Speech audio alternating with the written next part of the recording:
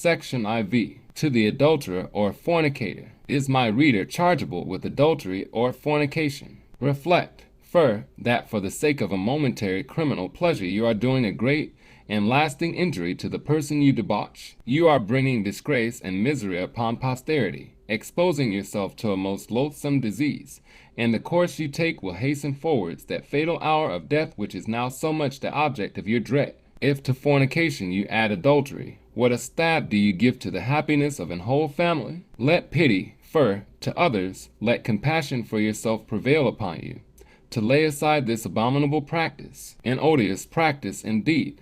A thoughtful heathen would tell you, when an adulterer asked Thales whether he should make a vow against his fin, he replied, adultery is as bad as perjury. If you dare be an adulterer, you dare forswear yourself.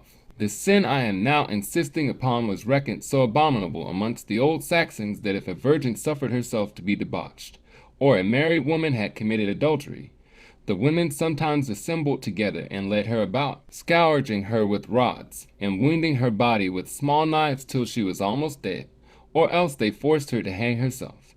And when her body was burnt, the fornicator was hanged over her ashes. If the words of Scripture have any weight with you, I would recommend to your attentive perusal I Cor. Vi. 9 and Rev. Exi. 15. Huho, instead of indulging himself in an unlawful and promiscuous commerce with the other sex, forms one honorable connection in the married state, not only avoids the aforementioned evils, but experiences the serene delight which arises from a generous and faithful friendship. His cares by means of a suitable partner are soothed, and his joys increased. These are valuable blessings to which the fornicator and adulterer must be entire strangers. I shall close this section with the well-known story of young Scipio, the Roman general. When Scipio had taken New Carthage, and therein many young married ladies of great beauty, he would not suffer any of them to be brought before him, but sent them away to their husbands and other relations without giving his curiosity the least satisfaction, that he might not suffer even the most remote defilement.